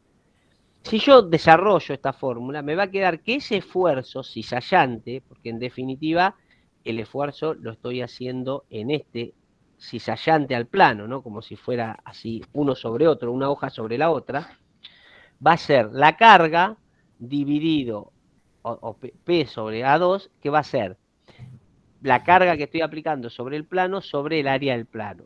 La carga que estoy aplicando sobre el plano va a ser la F por coseno de phi, de lambda, perdón, dividido A1 sobre coseno de phi. Finalmente, ¿qué me va a quedar? Me va a quedar que el esfuerzo cizallante crítico va a ser sigma, porque es F sobre A1, por coseno de lambda por coseno de phi. Este esfuerzo, ¿no es cierto?, que es máximo cuando lambda y phi son 45 grados, se denomina esfuerzo cizallante crítico. Y es el esfuerzo que debo alcanzar para comenzar la deformación plástica del material.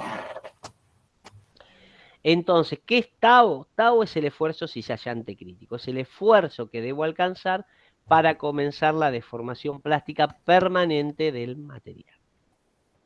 Ahora bien, si yo sigo bajando acá, voy a ver cómo se produce el deslizamiento. Claramente el deslizamiento se va a producir por este plano, ¿no es cierto? Por este plano, en la dirección 1, 1, 0, sobre el plano 1, 1, 1, de esta manera. Fíjense que esto se movió una cantidad proporcional de números de átomos, ¿no? De parámetros de red. Fíjense que acá se movió 2 parámetros de red, 2 parámetros de red, 2 parámetros de red, 2 parámetros de red. Cuando yo apliqué la fuerza en estos dos sentidos, lo que hice fue que esto se desplazara en 2 parámetros de red. ¿Está bien? Ahora bien, ¿qué pasa si no tengo planos de máxima densidad lineal ni direcciones de máxima densidad plana? Si no tengo plano de máxima densidad plana y direcciones de máxima densidad lineal. Bueno, va a pasar esto. Va a producir el maclado, es decir, se va a deformar una proporción de C a C', de E a E', fíjense que se produce un maclado y estas líneas de maclado pueden verse, ¿cierto? Hay un plano de maclado que, como esperábamos, iba a estar sobre el plano 1, 1 y bueno, la dirección 1, 1, 2. O sea, es muchísimo menos la capacidad de deformación por maclado que la que obtenemos por deformación plástica. Bien. Bueno, acá hay algunos mecanismos de deformación. Y bueno, acá se puede ver que los metales FCC, que son todos estos, son los que tienen mayor capacidad de deformación plástica. ¿Por qué? Porque tienen mayor cantidad de sistemas de deslizamiento. ¿Qué es un sistema de deslizamiento? Un plano de máxima densidad plana más una dirección de máxima densidad lineal conforman un sistema de deslizamiento. La que más tiene es la FCC. La BCC tiene menos, ahí pueden ver. Y bueno, acá tienen algunas otras filminas para que vean un poquito cómo se producen las dislocaciones y algunas de las redes. Bueno, finalmente en los últimos 5 minutos vamos a definir las soluciones sólidas. Hay dos tipos de soluciones sólidas. Las soluciones sólidas tienen las mismas propiedades que las soluciones líquidas, es decir, corresponde aplicar las leyes coligativas, ¿no es cierto? Las leyes coligativas, digamos, que aplican, ¿se acuerdan? Que baja la temperatura de fusión, se eleva la temperatura de ebullición, todo eso pasa. Hay dos, intersticiales, el átomo del soluto se disuelve en los intersticios de la red, o sustitucionales, el átomo del soluto sustituye a un átomo de la red. Siempre las soluciones sólidas, si uno quiere verla, tienen las mismas propiedades, aplica lo mismo que soluciones, ¿no es cierto? Propiedades intensivas similares, tienen la misma propiedad intensiva, por eso son una solución, y las veo en una sola fase. Como el agua con azúcar, veo agua. Si no está sobresaturada, veo agua. Bueno, en las soluciones sólidas por sustitución se reemplaza un átomo por otro. En las soluciones sólidas intersticiales, el átomo pequeño ingresa en la red cristalina. Y generalmente, esto es interesante, se produce un fenómeno de endurecimiento por solución sólida. Anoten esto. El primer mecanismo de endurecimiento de un material es por solución sólida. ¿Qué produce? Aumento de la resistencia mecánica, aumento de la dureza y disminución de la capacidad de deformación plástica. ¿Mucho? No mucho, pero produce un efecto de endurecimiento. Profe, ¿puede repetir de nuevo? Sí, cómo no. La solución sólida es un mecanismo de aumento de la resistencia mecánica.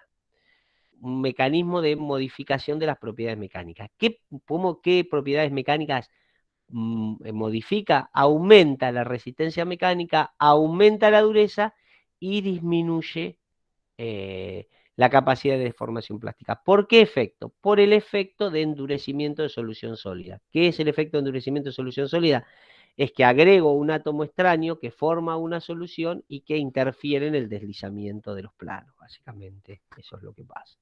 Profe, ¿qué ¿En cuál aumenta más? ¿En la por sustitución o en la No, intersticiales? depende de la especie, depende de la especie, no hay una regla general ahí. Va a depender de la especie. Por ejemplo, el bronce va a aumentar mucho en el cobre, por ejemplo, el estaño va a aumentar mucho en el cobre para formar el bronce, o a veces el zinc en el latón también produce una modificación importante, pero por ejemplo, y esas son sustitucionales, y el carbono, por ejemplo, en el acero produce un aumento terrible, y sin embargo es intersticial, va a depender de la especie que estés mezclando, ¿sí? No hay una que preferentemente. Y después está el concepto de la solución sólida sustitucional extensiva, que es cuando la solubilidad es mayor digamos, es 100%, ¿no es cierto? Bueno, cuando tenemos una solución sólida, una solubilidad ilimitada, como el caso del cobre-níquel, se denominan soluciones sólidas extensivas. Y básicamente cumplen con estas condiciones, que la diferencia del radio atómico entre los dos elementos es menor al 15%, los elementos no forman compuestos entre sí, y los elementos deben tener la misma valencia y la estructura cristalina debe ser parecida. Todo después lo leen tranquilo, está bien. Y por último decimos, los defectos cristalinos son fundamentales para la deformación plástica de los metales. La difusión en estado sólido ocurre a través de los defectos cristalinos también, y las soluciones sólidas son un mecanismo para mejorar las propiedades mecánicas de los materiales metálicos. Fíjense que estas son las tres conclusiones. Y si yo les pidiera la conclusión final, les preguntaría que ustedes me digan de qué dependen las propiedades de los materiales metálicos. ¿De qué dependen las propiedades de los materiales metálicos? De la Los defectos y las estructuras cristalinas. Exactamente, de la estructura cristalina y los defectos. Bien, he terminado 20:31 en un récord de mi clase, sobre todo que me cuelgo. Bueno, bien, todo claro, chicos, algo que más o menos ya a esta altura deben estar recontra podrido de escucharme. Pero bueno, van a sobrevivir. Bien, ¿alguna cosa que me quieran comentar? ¿Algo? Si no, los dejo en paz para que vayan a hacer el coso. Mauro, ¿cómo quedó todo? Contá un poco el fixture. Bien, ahí ya los grupos están casi todos, por ahí falta alguno. ¿Grabaste la clase? Sí, la vas a subir, ¿no? A la Sí. clase de Mauro. Bien, buenísimo. Sí. No subí la 1, pero bueno, está la clase del cuatrimestre pasado, ahora subo Sí, después la esta 2. subámosla, sí, los chicos la Profe, después le puedo comentar una situación particular de mi grupo. Bueno, dale. La actividad la hacemos, lo puse para 21:40, me parece. Bien. ¿Quieren tomamos ahora 5 minutos, como hicimos la clase pasada, por el baño y demás, y después presentamos el trabajo práctico? Dale. Gracias. Bien. Volvemos, son y 32:40, ¿les parece? Vale. Muy bien. Perfecto. Dale. Bien. Gracias.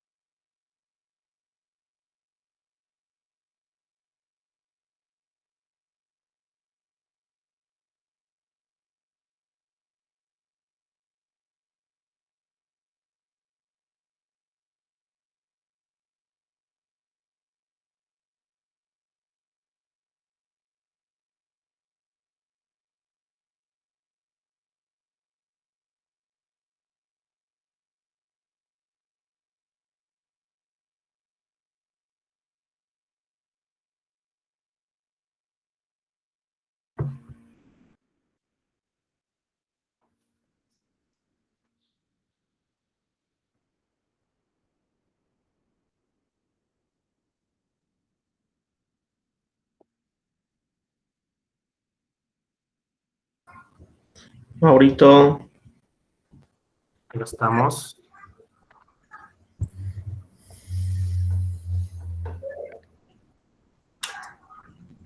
Bien. Ahí se ve en pantalla, sí, ¿no? Sí, sí.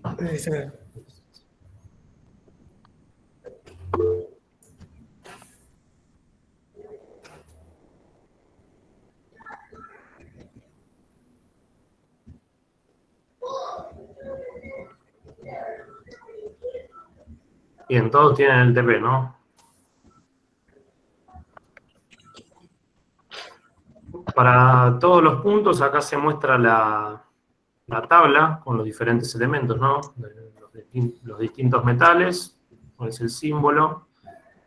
Van a tener la densidad, punto de fusión, ebullición, qué estructura cristalina, el parámetro de red y la distancia interatómica, y la masa. Bien. Con todos estos datos, acá le pide, en el primer caso para el cromo, en el segundo ejercicio para el aluminio, tercero para hierro alfa, y el cuarto para el níquel. Entonces, para cada uno de ellos, lo van a buscar en la tabla. Por ejemplo, vamos con el primero, el cromo. Tienen acá y les pide cuál va a ser la celda elemental, ¿no? ¿Qué tipo de celda es? Ya lo tienen buscándolo en la filmina. Después, ¿cuántos átomos contiene la celda unitaria? Recuerdan la celda unitaria de BCC. En el caso de densidad teórica, densidad lineal y la densidad planar, les va a pedir, ¿no? En estos datos. Realice el esquema de la celda, identifique cómo están ordenados los átomos en la misma, calcule el radio atómico con la fórmula y los parámetros de red que tenemos acá. Y densidad teórica, también utilizan los parámetros de red, y cuánto es el factor de empaquetamiento atómico, también lo sacan de las fórmulas que vimos en este caso. Recuerden, esa es BCC, van a usar esta fórmula, y la FCC seguramente sea esta fórmula con la variante del peso atómico. Creo que es bastante sencillo, o sea, el tema que requiere mucho cálculo, pero la parte teórica ya la vieron con Marce. Profe, te hago una pregunta. Sí. En la parte de la densidad planar, vi que ahí en la diapositiva hay una fórmula para los FCC, que es 1/4 por 4 más 1, dividido algo que no se llega a ver porque está en la imagen esa de la familia de planos. Acá es dividido dos átomos, que son los que se cortan, sobre el área 0 por raíz de 2. Ah, ok. Igual la recomendación es, la fórmula es única para el cálculo de la densidad plana. Lo que les va a cambiar, obviamente, si es FCC o BCC, qué cálculos tienen que poner en la fórmula, pero la fórmula es única. Ah, está bien. Yo no entendía esa parte que estaba tapada por la imagen, por eso preguntaba. Gracias. No. ¿Alguna otra duda? Si no, hagan los grupos en alguna plataforma y después cualquier cosa nos consultan datos puntuales. Profe, yo una consulta. Sí. En el punto, por ejemplo, en el 1B que dice realizar el esquema de la celda, eso no hace falta, ¿no? Subirlo en el archivo después cuando lo pasamos, es más que nada para tenerlo nosotros. ¿Cuál? ¿El B? Claro, el 1B, por ejemplo. Sí, y nada más.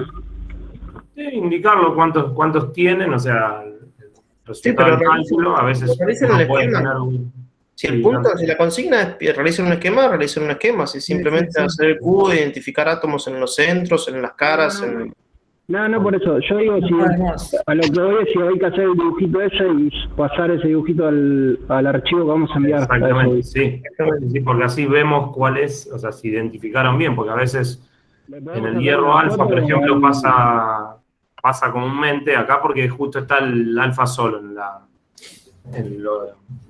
la tabla, pero a veces existe el hierro gamma, entonces va a tener otra configuración. Entonces a veces, mirando solamente eso, ya uno detecta el error.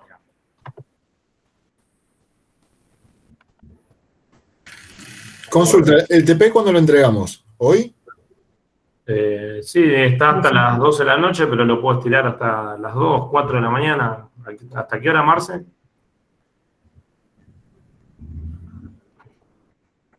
No, lo dijo, profe, pero tiene muteado. Está muteado. Ah, no, hasta la hora que quieras. 6 de la mañana de mañana, si querés.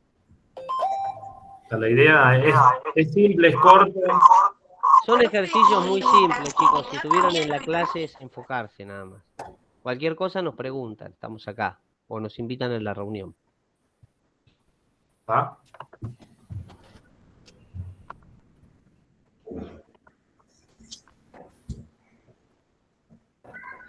Bien. Con eso ya pueden Profe, completar. le aprovecho para consultarle. En nuestro grupo somos 2, digamos, haciendo los trabajos, porque 2 de los chicos arrancan en la clase